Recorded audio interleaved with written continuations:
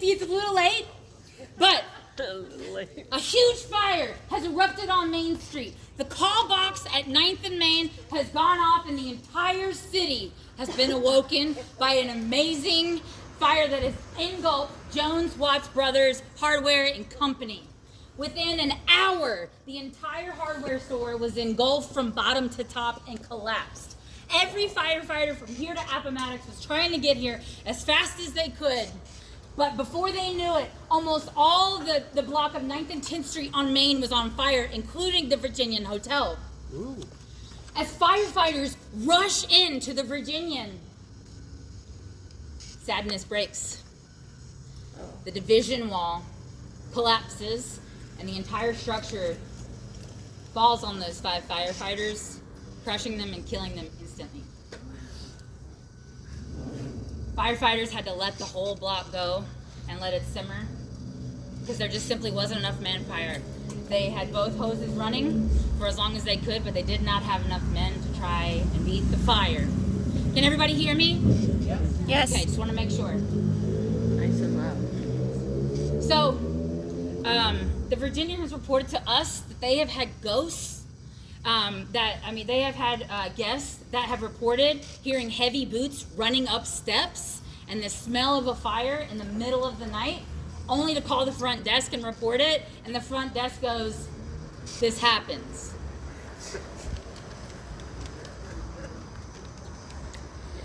So, the official story of the time is that a clerk that was in Jones Watts Brothers and Company hardware store was careless and threw accidentally a rag that was caught on fire onto the floor of the oil-soaked basement of the hardware. Slipped out of your hand?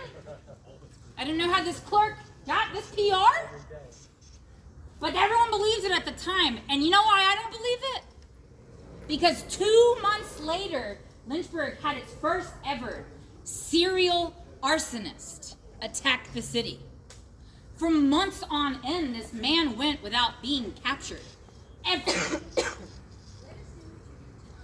See, now these things have turned back into lofts and all that type of stuff, and after that being abandoned for a long time. But back in the day, the bottom floor of these buildings would be a storefront, and a lot of times the top floor were residences. So you can imagine this arsonist going around at night, burning down all of these seemingly businesses, but people were living up top. So people would write into the newspaper that they weren't sleeping for fear of burning to death in their homes. The whole city was on high alert in the 1850s as this arsonist continued to elude police and fire investigators. But the same MO was used every single time. 2 short months after the fire that destroyed a block on Main Street. But he's a careless clerk, historically.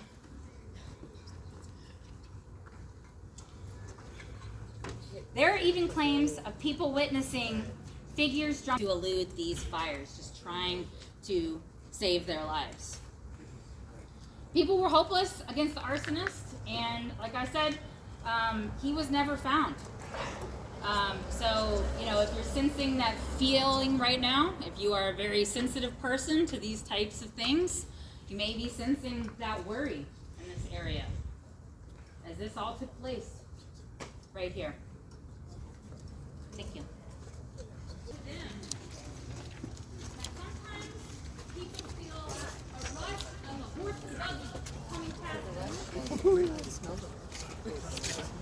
Right here?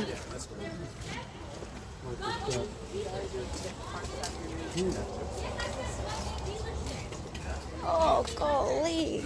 Ugh. That stinks.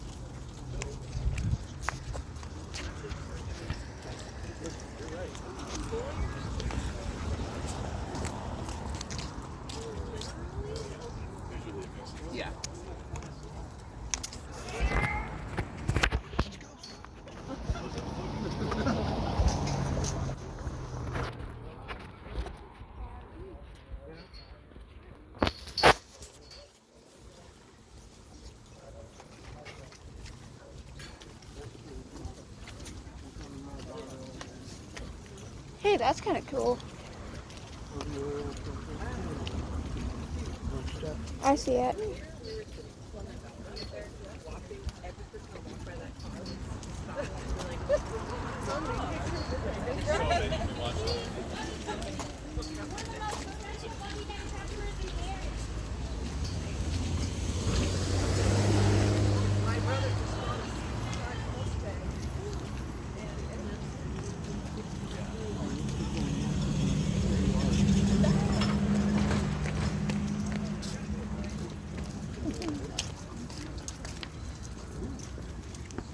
Brittany just maxed out. Oh.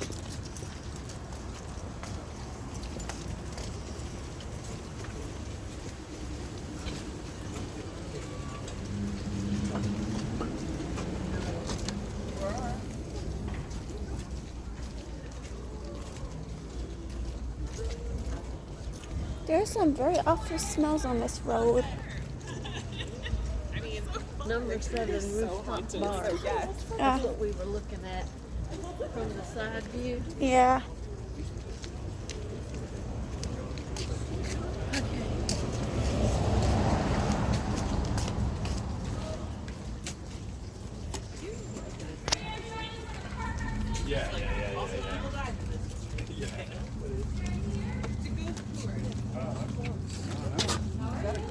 It goes to Lynchburg. Are we joining the tour? This is the manager of the Credit Carry, everybody. I am the front desk manager. Thank you. She helped us. Hello! Hello! Tobacco as a crop would actually ruin the field that it was in for about 20 years after that tobacco crop would have been in that field. It is estimated that enslaved people that worked in these tobacco fields in the early 1800s would have curated an area with about 9,000 to 10,000 tobacco plants. They would have had to bend over around 50,000 times in a year, all working insane hours for no money. Those souls rest here, including the soul of a man named Samuel, who was killed in these walls during the 1850s. Samuel was known for his expert craftsmanship in rolling cigars. And inhabitants here have reported finding random rolled up cigars in the hallways and in the parking lot. It seems that Samuel is still here working on his craft despite being killed by the conditions of these four walls. The tobacco house represents an era of sweat-soaked labor and the overpowering heat of cured tobacco. It's clear to inhabitants that these restless workers still remain.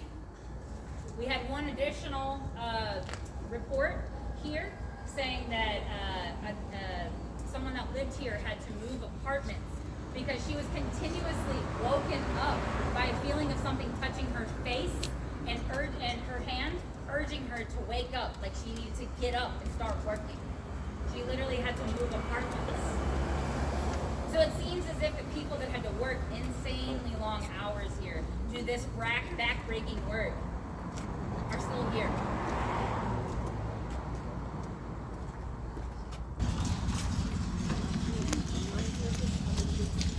Okay. Oh, they got pretty good.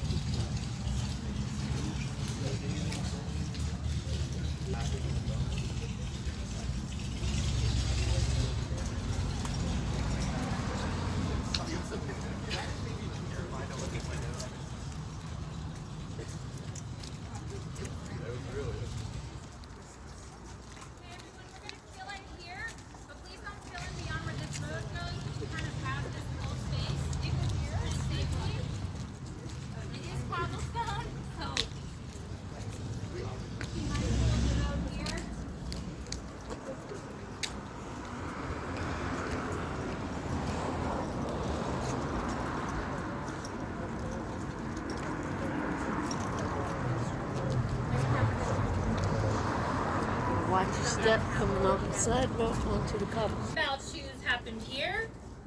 Welcome to the world famous Craddock Ferry Shoe Company. Yep. Or as you people like to call it today, the Craddock Ferry Hotel. The Craddock Terry Shoe Company was founded in 1888 by John W. Craddock. Just 10 short years after the Craddock Terry opened its doors, it became, so in 1898, it was the 5th largest shoe company in the world after 10 years. Without There's an evil plan here, apparently. an evil plan? That's what it said. Evil plan. Something about a cow. A cow? Yeah. Whoa! Stealing cows. What? Okay. Well, there's a little commercial to the next stop. But the evil plan, I think that the spirit may be alluding to, was how do you get to be the 5th largest shoe company in the whole world in 10 years? After just opening your doors. And you know, every single historian in town, because I couldn't believe it. You know how many shoes you have to produce a day in Lynchburg in these 3 factories? So this was just one of the factories. There are also 2 other ones. One is just in front of Waterstone. It's now burned down, but it's a large field by Waterstone Pizza. Between this and 2 other factories, the Craddock Terry was producing 100,000 shoes a day. That's all I do. I double and triple checked. What was their secret? Child labor. Hiring 11 and 12-year-old kids. Craddock wasn't the only person to do that. It was very common. But that's how they were able to expand the workers during the Reconstruction era. You might also notice those years were Reconstruction. So they were having to pivot around having enslaved labor. Their children, so here, they have had many, as Sean and team have shared with us, they have had guests report that they have heard some giggling in the hallways, and that some of those children can still be heard today. Their childish desire for play, friendship, and giggling can still be felt and heard. Douglas said ran as you were talking about children running. Ran. Like ran. Kathleen's face.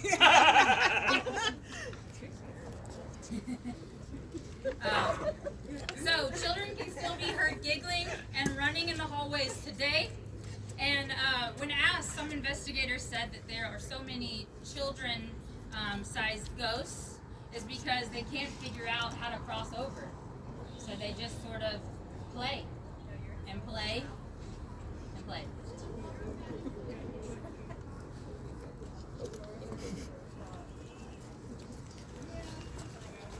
Straight like this.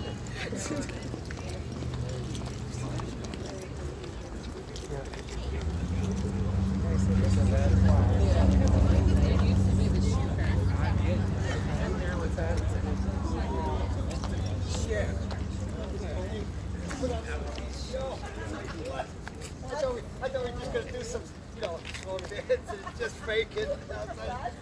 Oh, gee, I'm not looking. I used to call this the spookiest view of Lynchburg. Name a spookier one. I'll wait.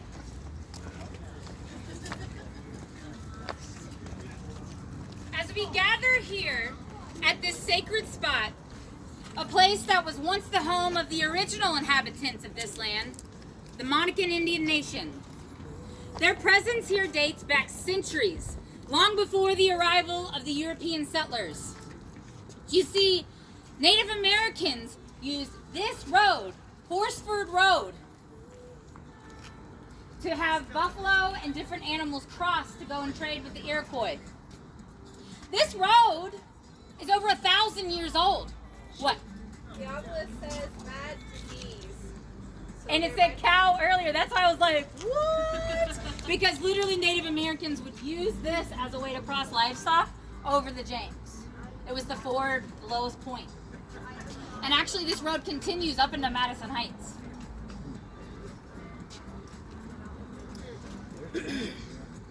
When Charles Lynch Sr. and family settled here in 1752, there were few members of the Monacan Native Americans remaining in this area. European disease and conflict with settlers and other indigenous people once dwelling near Lynch's famous ferry faced a difficult choice. Some migrated north to join the Iroquois, while others, the lone survivors, moved up and down the James River. It's crucial that we pause for a moment here, not just to remember the history of this place, but to pay our respects to those lives that were lost making this journey across the James. This says stop cow. Well, it says stop right and pause a moment, and then it just said cow. Stop cow. No, you stop. You're scaring me. Okay. In the stillness of the moment, listen carefully. At times, you might hear faint whispers, as if the land itself is sharing its stories. What stories might it be trying to tell us? And if you hear anything, please share with the group.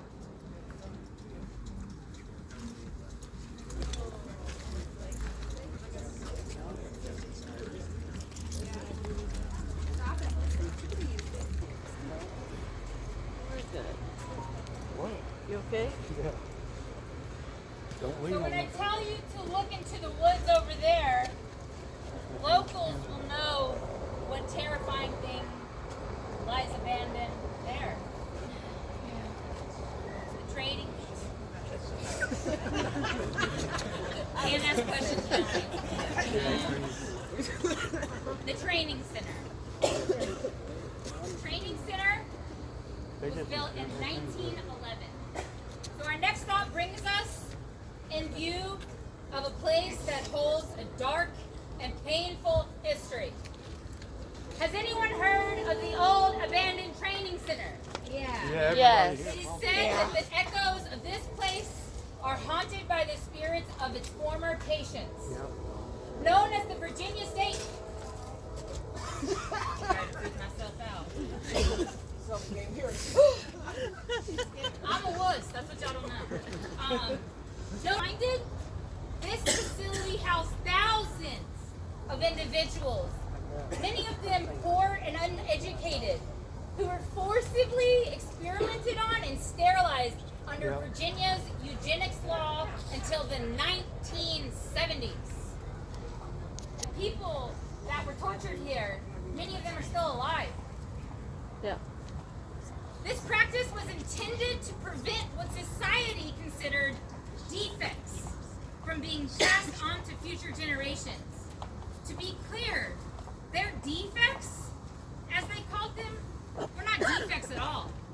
Treated ranged from seizures to alcoholism to promiscuity. You guys can pass it around. Beyond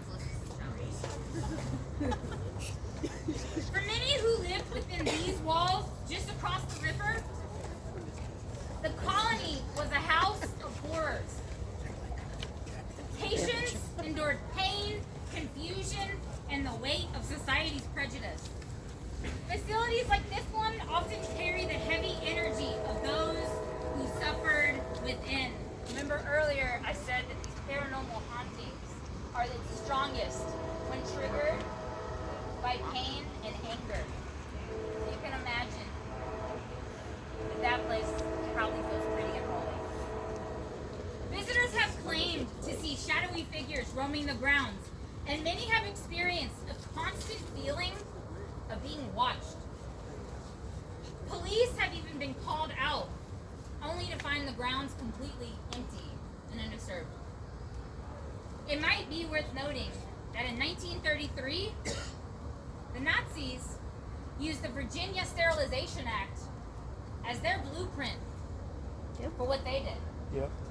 Sure. And then during the Nuremberg trials, Hitler quoted the Virginia Sterilization Act as a defense. You do it too, he said.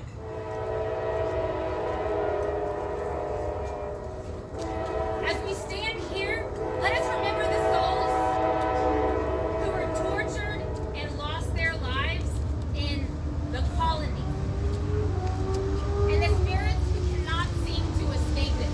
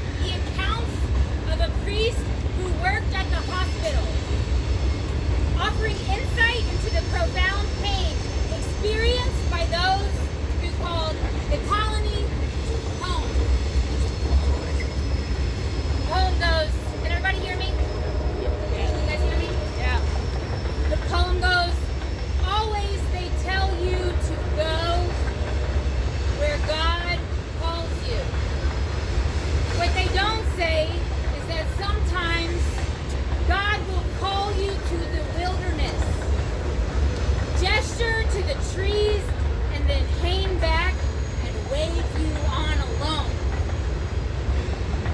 This is how I wound up granting absolution to low-grade idiots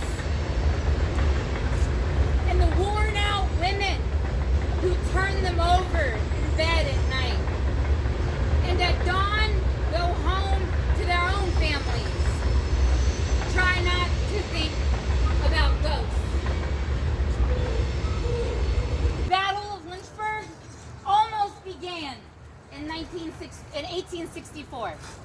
That would have been really recent. 1864.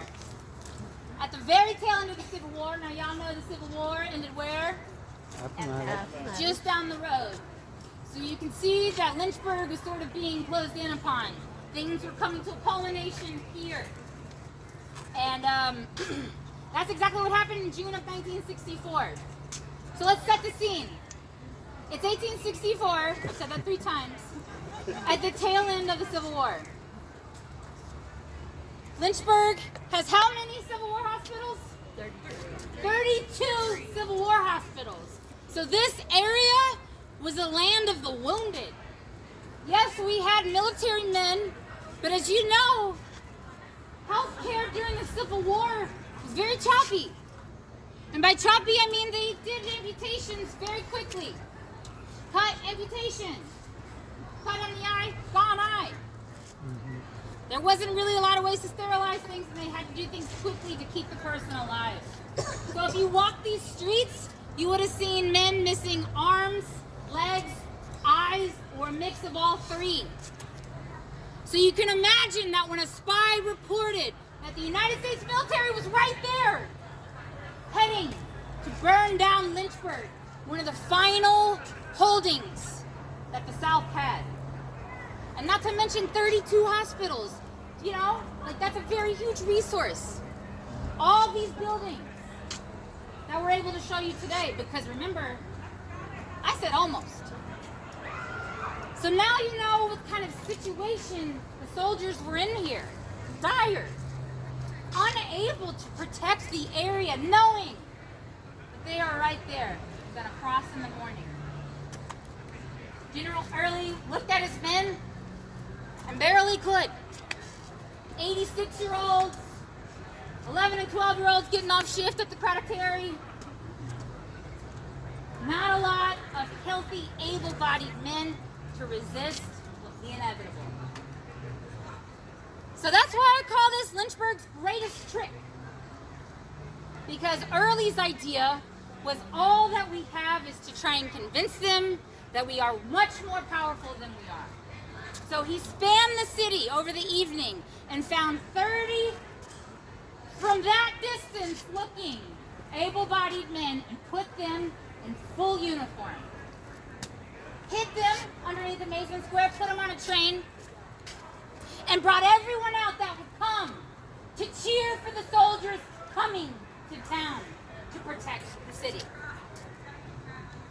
So everyone rushes to the train station to welcome the soldiers. Woo! They're here! Soldiers! With guns! Totally all arms and legs! They probably shouted. Hoping that this one Hail Mary of an idea would make the United States military go elsewhere. And it worked. They ran the trains all night. The same 30 people all night. Can you imagine being in that crowd, cheering and kind of crying? Your house is probably going to be burned down tomorrow if this doesn't work. Lives would be lost tomorrow. This doesn't work. I wouldn't have anything to show you on this tour tonight if this doesn't work.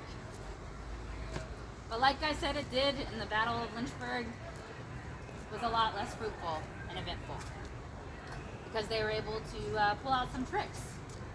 So, again, these people clamoring to share stories. I was quite excited to hear stories about people hearing, cheering, and loud noises from the woods as they walk the trail by the train at night.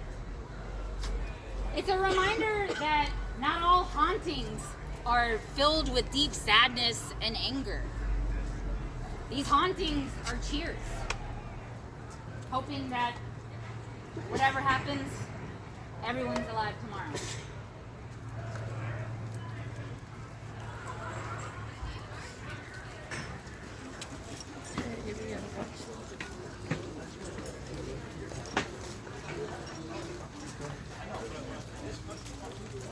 District, of course, for over 160 years, starting in 1804. I think that math works out. In 1804, this area just down the street was home to some of the most well-known brothels in the entire United States. Woo! Woo! These places had many names: cat houses, sporting houses, and houses of ill fame. This area of downtown was known for late night partying.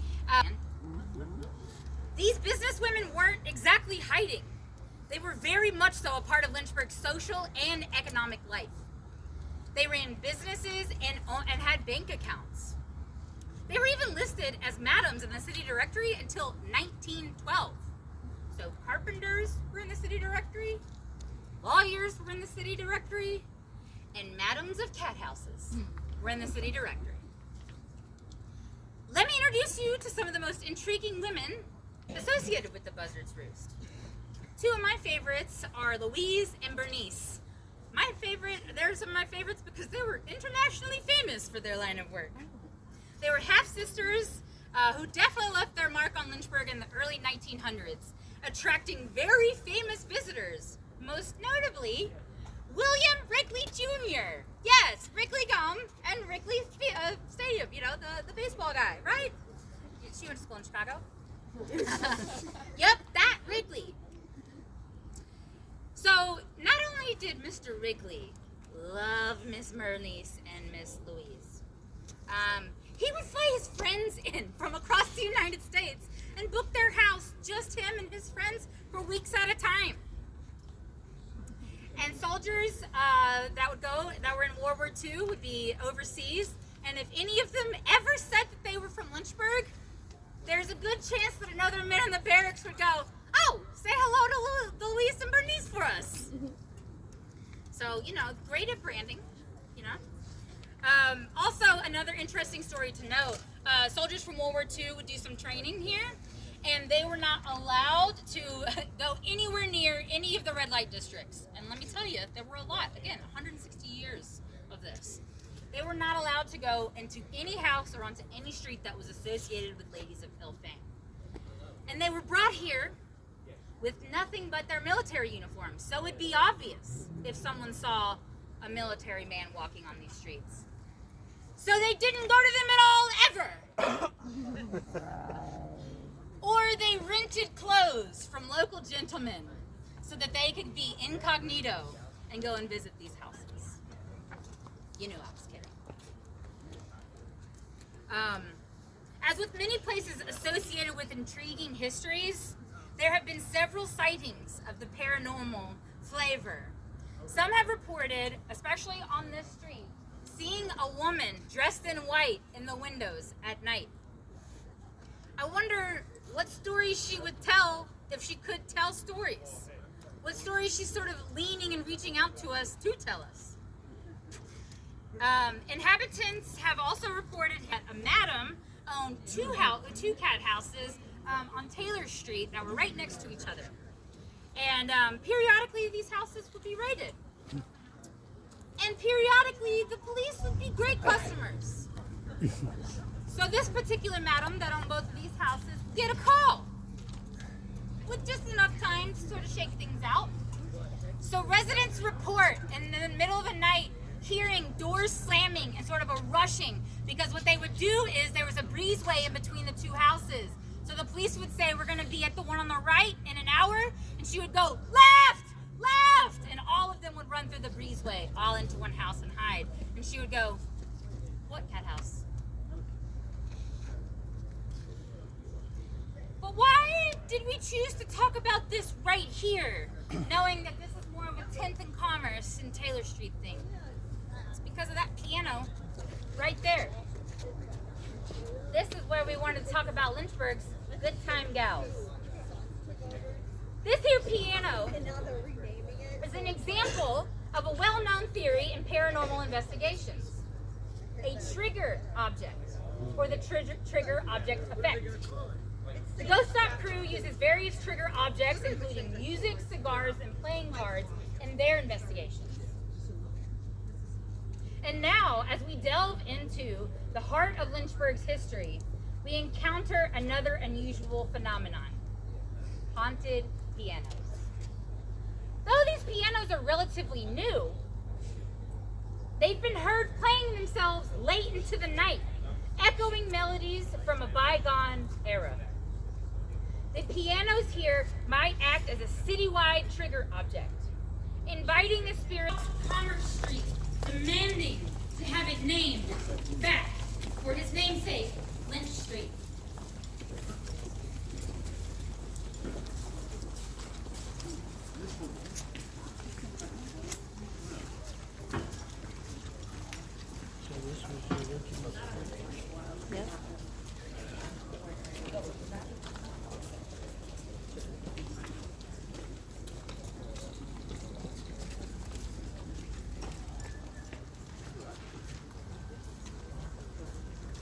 You remember that's just literally what I'm on there. Yeah.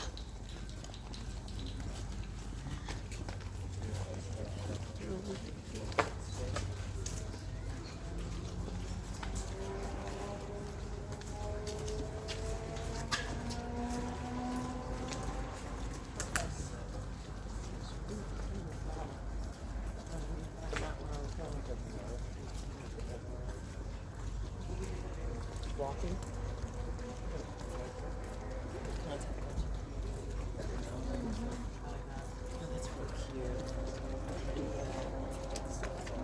Oh, there's no sun.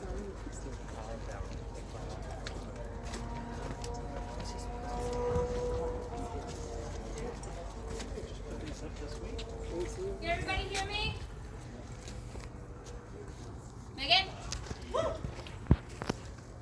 In alleyways just like this one, prominent locals would scurry under the cover of night to secret meetings of secret societies. How do we know? Well, the meetings were published, their date and time, in the city directories each year. So while they weren't necessarily great at keeping secrets, they were great at being weird as hell. One such society was called the Fraternal Mystic Circle. Sounds mystical, right? Well, in a whimsical turn of events, the group changed its name to the Fraternal Home Insurance Society. Insert insurance joke here. There was another society called the Order of Red Men. Have you guys ever heard of this one? Yeah? This one's gonna trip you out. So legend has it that this, the Order of Red Men originated with the men who threw tea in the Boston Harbor, and they dressed as Native Americans so that people would be mad at them for doing it. So that fraternal order sort of became a permanent installation in secret societies around the South, and white landowning men were the only people allowed in the society of the Fraternal Order of Red Men. And each different group would take on the name of a Native American tribe. So locally we had the Iroquois and we had the Monacans, but like I said, these were all white men that would dress up in Native American regalia. And all of their secrets and all their handshakes and all that kind of stuff were rooted in the Native American culture. And it still exists today. There's a very active chapter in Danville. There were plenty more, including the Royal Arcanum, which I think I probably would have joined because that sounds very cool. Others were national secret societies like the Masons and the Oddfellows, who also have a road named after them. These secret societies left their mark on this place, and though the echoes of their meetings may have faded a bit, their legacy endures. Thank you all for coming tonight. My name is Kathleen. I've been your host. This is Sean Porter. Woo! The ghost investigator of the entire world. We have Megan running the obelisk. Woo! SP. Hello, I was taking notes. Who's taking notes? Obelisk has been extremely quiet since Craddock Terry. Well, a lot happened there, so I'm glad. Yeah. Oh my goodness. In fact, this is yeah. So you guys are welcome to follow us all back up to Ghost Stop. If any, It oh, said it finish said again. finish. Oh, seriously? It's been silent since Craddock Terry, and it's like done. Good night. So you guys can follow us back up to Ghost Stop. If anybody wanted to purchase something, we'll be there for a few minutes to let you roam around the shop. If you have any further questions, let us know. And I've been Curious History. These guys are Ghost Stop. Please follow us. Keep up with us. We are going to be doing these tours year round. This was just the first one. We're going to take notes. We're going to get better. We're going to change up content. So please keep up with us, and we will keep up with you. And thank you so much for being a part of our inaugural experience. I really, really appreciate each and every one of you. I'm going to take a selfie with you. Can I do that? Yes. Yeah, let's do that. So we just need to know how to see that. So much. We're going to be doing, like she said, we're going to be doing this year round. This is our first one, so we'll get the kinks out. But Kathleen, everybody, she's been absolutely awesome. Yeah. I gotta ask a question. Did you see that man? Or was I the only one? No one else mentioned him. Under the thing. I felt bad for him. No one else mentioned him.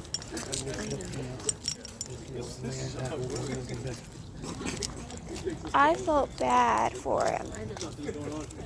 I really did feel bad for that man.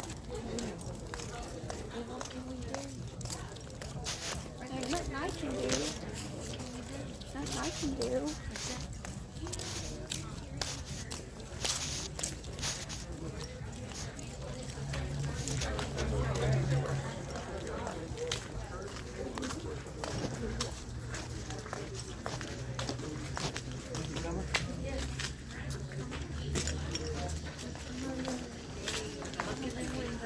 And he's in a rich part of town, I would say. Yes. It looks it, even the people coming out. Yes. Even though it.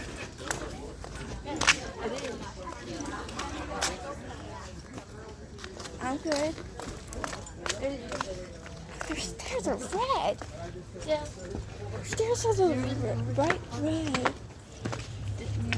Well, I know downtown's expensive, but I've never been through that part. Where is that lead? Well, you said they're going to do it year round. Yeah, and they're gonna switch it up. Oh, at least the same place. Okay. Yeah. That's if you can't the stairs. Wheelchair. Yeah, for the stairs. Take the stairs. Ooh. Well, we're almost back. I've never been down there. Ooh.